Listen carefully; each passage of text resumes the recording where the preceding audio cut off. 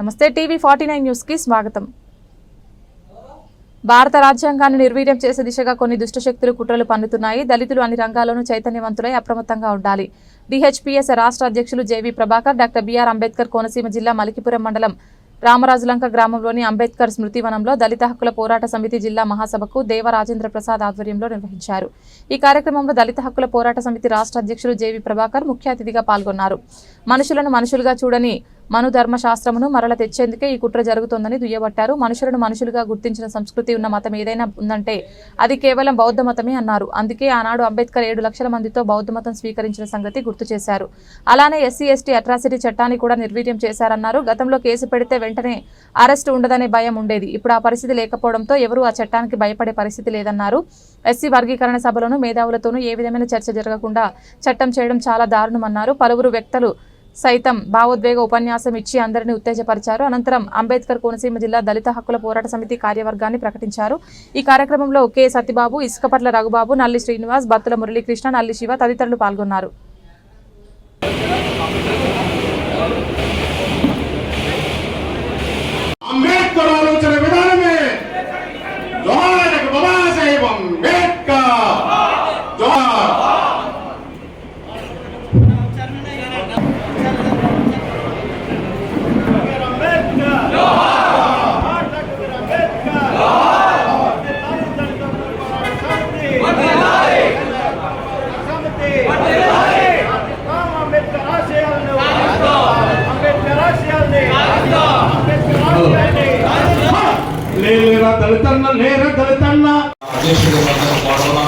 దీనికి మీరందరూ సహకరించండి. దయచేసి ప్రతి మండలం నుంచి యాక్టివ్గా ఉండేటటువంటి ఒక కార్యకర్తని సిద్ధాంతాల ప్రాతిపదిక మీద దేవుడు మాకు కావాలా, అలాంటి వాళ్ళని ప్రతిపాదించండి. ఇక్కడ ఉన్నటువంటి గౌరవ అధ్యక్షులుగా మరి ఈ కార్యక్రమాలన్నీ ఏర్పాటు చేసినటువంటి దేవ రాజేంద్ర ప్రసాద్ గారు డిఎస్పిఎస్ గౌరవ అధ్యక్షుడిగా డాక్టర్ బాబాసాహెబ్ అంబేద్కర్ కోనసీమ జిల్లాకి వ్యవహరించవలసిందని కోరుతూ ఈ కమిటీని తర్వాత పూర్తి చేయవలసిందిగా నేను మీ అందరికీ విజ్ఞప్తి చేస్తూ మరొకసారి అందరికీ జై హింద్. ఇది ప్రధానమైనటువంటి అంశముగా ఇక్కడ మనం చూస్తాం. కాబట్టి మీరు చేసే పోరాటం నాయకులుగా మాకు ఇచ్చినటువంటి సంఘాలకు మేము పూర్తి యొక్క సపోర్టు మేము మీకు ఇస్తామని పోరాటం చేయకుండా విజయం సాధించలేదు. కలిగి నివసించుట ఎంత మేలు, ఎంత మనోహరమని. పోరాటంలో ఐక్యత ఉండాలా, పోరాడి ఆ రాజ్యాంగాన్ని మనం కాపాడుకోవాలి, ఆ హక్కులను మనం కాపాడుకోవాలి. గత సంవత్సరాల్లో మరి మణిపూర్ విషయంలో స్వేచ్ఛ, స్వతంత్రం, సమానత్వం అనేటువంటి 3 మాటలు. ఈ స్వేచ్ఛ, స్వతంత్రం, సమానత్వం అంటే ఏంటవి, ఎలా ఉంటాయి? వాటికి ఏమైనా రంగు, రుచి, వాసన ఏమైనా ఉంటాయా? ఎలా ఉంటాయి? అని మనం చాలా సంవత్సరాలుగా ఏమిటి స్వేచ్ఛ, స్వతంత్రం అంటే ఏంటి, సమానత్వం అంటే ఏంటి? సమానత్వం అనే ఒక అంశం ఏంటి? అందులో ఈక్వల్ ఆపర్చునిటీ అన్నాడు బాబాసాహెబ్. ఏమంటాడంటే ఈక్వల్ ఆపర్చునిటీ. ఈక్వల్ ఆపర్చునిటీ అంటే ఏంటది? ఇప్పుడు మేము ఒక కోనసీమ జిల్లా చూస్తుంటే మాకు ఎంతో సంతోషంగా ఉంటుంది. కేరళ తర్వాత రెండో కేరళ ఏదైనా ఉన్నదంటే మన కోనసీమ జిల్లా. అక్కడ మేము ఎక్కడ చూసిన ఒకరితో 100 ఎకరాలు ఉంటాయి మనకి. కానీ ఇందులో 100 ఎకరాలు ఉన్నటువంటి అసలు ఎవరన్నా ఉన్నటువంటి చెయ్యి ఎంత చూస్తా నేను సరదాగా ఉంటాను. చాలా ఒక 50 ఎకరాలు ఉన్నవాడు, 30 ఎకరాలు ఉన్నవాడు, అదేంటది అలా లేదు మనకి. సో బాబాసాహెబ్ అంబేద్కర్ ఏమంటారంటే మీరు మనందరూ కూడా ఆలోచించాల్సింది ఏంటంటే భూమి, పరిశ్రమలు 2 కూడా జాతీయం చేయమని కోరాడు. భూమి, పరిశ్రమలు 100,000 ఎకరాలు ఒక దగ్గర ఉంటుందా? మరి మనమేమో అయితే మనం పండిద్దాం, కూర్చుంటాం, వరి పండిస్తావా, చెరుకు పండిస్తావా, కొబ్బరితోటలు పండిస్తావా? మనకేం ఉండదా? మనకేం అక్కర్లేదా? కాబట్టి బాబాసాహెబ్ ఏమంటాడంటే భూమి ప్రభుత్వ యాజమాన్యంలో ఉండాలి. సుమా ఎవడైతే కష్టపడతాడో ఆయన ముందే ఉండని చెప్తాడు. ఎవడైతే కష్టపడతాడో వాడి భూమి పంచండి, సమాన హక్కు కల్పించమని చెప్పాడు ఆయన. రాజ్యాంగంలో ఎప్పుడో రాశాడు ఆయన భూమి మీద సమాన హక్కులు కల్పిస్తాడు.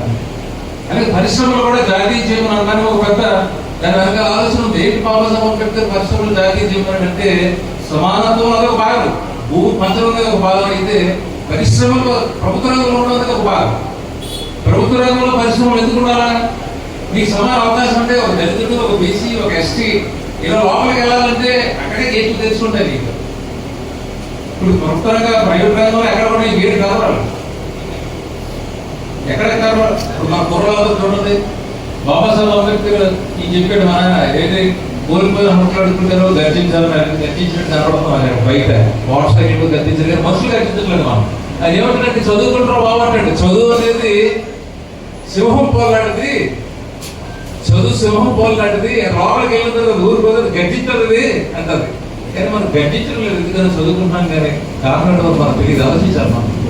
ప్రభుత్వ రంగ పరిశ్రమలని ప్రైవేటైజ్ చేసినప్పుడు కానీ, భూమి ఎవడో తొలగిపోతున్నప్పుడు కానీ మరి మనకేం గర్జింపు రావడం లేదు.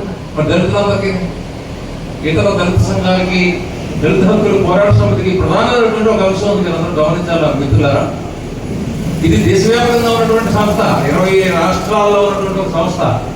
ఇక్కడ ఏదో ప్రతి ఒక్కడు నేను వచ్చేసి నేను జాతీయ మహామహారాజు జాతీయ అధ్యక్షుడు దీని దాచిందని అనుకోవడానికి కుదరదు. ఇక్కడ మీ జిల్లాకు ఒకటే అధ్యక్షుడు ఉంటాడు, ఒకటే కార్యదర్శి ఉంటాడు. దేశవ్యాప్తంగా ఒకటే అధ్యక్షుడు ఉంటాడు, ఒకటే ప్రధాన కార్యదర్శి ఉంటాడు. సో అందుకని మనం అడుగుతున్నాం, కేంద్ర ప్రభుత్వం మనం ఏమడుగుతున్నాం అంటే భూమి పంచలేదు. ఎస్ఐ భూములు కూడా ఈవేళ విజయవాడలో మనం విజయ మహానగరం మీద ఆయన పెద్ద సిటీ కడతారట, సూపర్ 6 అని ప్రకటించిన ఆయన. మన ఎస్ఐ భూములు మొత్తం తీసుకున్నాడు. మనకి ఎవడు మాట దేవుడి గారికి ఎస్ఐ భూములు అంటే తీసుకుంటే ఎలాగే బాబు అడుగుతుంటే ఆయన మాట్లాడతారు. తర్వాత మనకు ఒక బలమైనటువంటి ఒక రక్షణ చట్టం ఒకటి ఉంది, అందరికీ తెలుసు. 1959 అట్రాసిటీ యాక్ట్ ఉంది.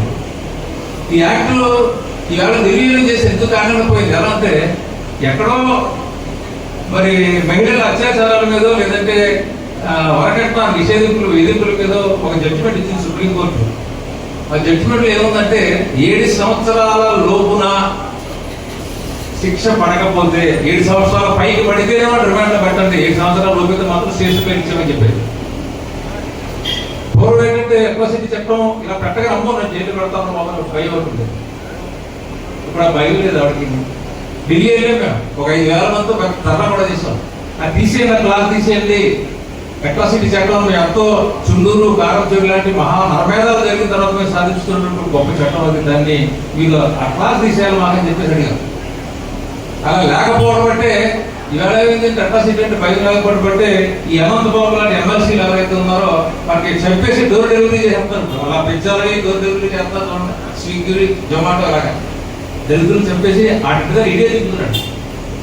ఎంత దుర్మార్గం అంటే దళిత హక్కుల పోరాటం ఒకటే ఆయన అరెస్ట్ చేసిన దాకా మేము అందరి మీద కేసులు ఉన్నాయి, డిఎస్పీఎస్ఎల్ అందరి మీద కేసులు ఉన్నాయి. నేను చెప్తున్నాను, ఈ జాతీయ నాయకులు ప్రకటించుకున్న ఎప్పటి మీద ఒక కేసు కూడా లేదు. మేమే విజయవాడ వెళ్ళాం, గవర్నర్ వెళ్ళి ముట్టడించాం, అతన్ని అర్జెంట్గా మీరు చేస్తారా చేయరని చెప్పేసి.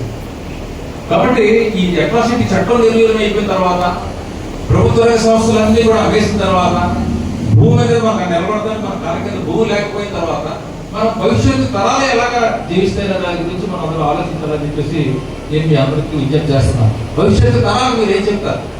మనం ఏం దారి చూపించాలి, అడిగి ఎలాంటి దారిలో ప్రయాణం చేయాలి? బాబాసాహెబ్ అంబేద్కర్ ఏం చెప్తారంటే ప్రత్యామ్నాయ సంస్కృతి కావాలి ఈ దేశానికి అడుగుతారు. ప్రత్యామ్నాయ సంస్కృతి ఆయన బుద్ధుల్లో చూశాడు. ఆయన మనువు చాలా దుర్మార్గుడు సుమా. మనువులో ఉందండి మనిషిని మనిషిగా చూడరు, వాళ్ళు మనిషిని మనిషిగా చూసేటువంటి సంస్కృతి అందులో లేదు. కాబట్టి అది వద్దు మనకంటాడు ఆయన. మనుషులందరూ సమానంగా చెప్పేటువంటి బుద్ధిజంలో కలమని చెప్పాడు. ప్రత్యామ్నాయ సంస్కృతిని అభివృద్ధి చేయమని బాబాసాహెబ్ అంబేద్కర్ చెప్పినప్పుడు మనం ప్రత్యామ్నాయ సంస్కృతిని అభివృద్ధి చేస్తున్నామా? మరి చూడండి, ఒకసారి ఆలోచించండి. My people will sacrifice everything for Buddhism అన్నాడు. My people will sacrifice everything to establish Buddhism in India. అన్ని త్యాగం చేస్తారు నా ప్రధానమంత్రులను భారతదేశంలో బుద్ధిజం కోసం అన్నాడు. ఎన్ని త్యాగాలు చేసామో ఒకసారి మనం అందరం ఒకసారి ఆలోచించాలి. ప్రత్యామ్నాయ సంస్కృతి లేకుండా ఇప్పుడు ఆయన చెప్పాడు, చంద్రబాబు గారు చెప్పారు, మనువు మన ఎత్తి మీద ఉన్నాడు అనుకోకండి, మన ముందు ఉన్నాడు. మనువు మన కళ్ళ ముందు ఉన్నాడు. బాబాసాహెబ్ ఏమిటంటే వాల్స్ మైండ్స్ అని చెప్తాడు. మన బుర్రలో ఉన్నాయి, గోడలు వేసాడు. వీడు మాలడు, వీడు మాది, రెడ్డి, రామదాడు, కమ్మడు అని చెప్పి మన బుర్రలో గోడలు కట్టేసాడు మనువు. సరే చూసేయడం అవి పడగొట్టడం సులువైన పని. బుల్డోజర్ తెచ్చేసి పడగొట్టేసి గోడ అయితే మామూలు గోడ అయితే, కానీ బుర్రలో కట్టిన గోడలు ఏవైతే ఉన్నాయో ఆ గోడలు పడగొట్టడం సులువైన పనే కాదు. ప్రత్యామ్నాయ సంస్కృతి వస్తేనే సాధ్యం అవుతారు. అందుకే బుద్ధులు నేర్చుకున్నాడు. బుద్ధులు